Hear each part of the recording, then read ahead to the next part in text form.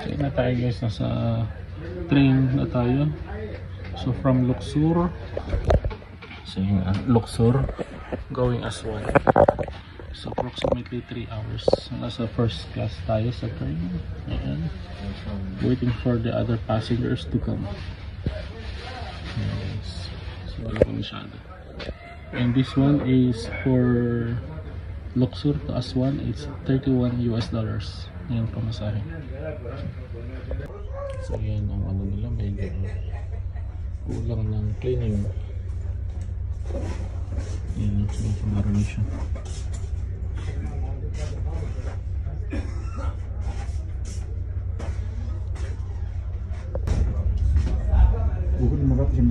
Yan, so mandar na.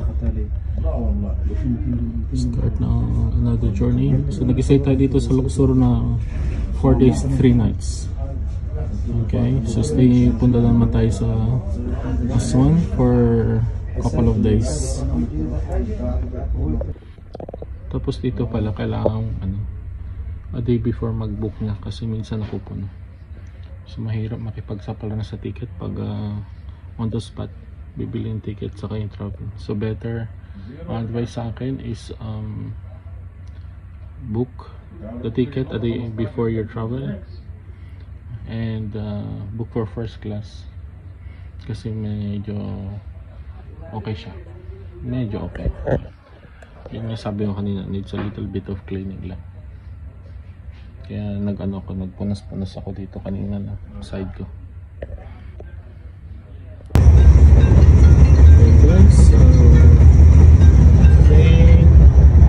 Moving na siya Luxor to Aswan ang travel na to. Ilang pasahero guys.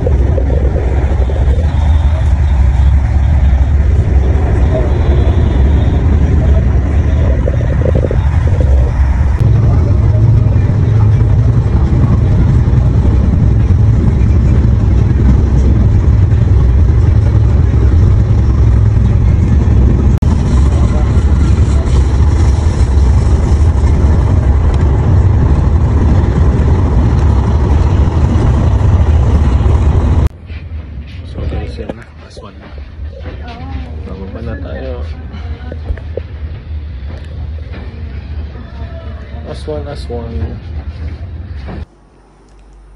So ito yung Airbnb sa Aswan guys. Yan guys, so nakalaban na tayo. Inon natin yung fan. May washing machine sa kitchen. So naglaban na tayo para may maisuot tayo. We still have 6 days. 25, 6 days. Para may maisuot tayo guys. So ayan, nag-improvise tayo. Kararating lang natin dito sa Aswan, so matutuyo yan. Yan, first day in Aswan. Hulaan nyo ko ng ulam natin guys. Daing and meatloaf. Meron tayong vinegar. Ayan na.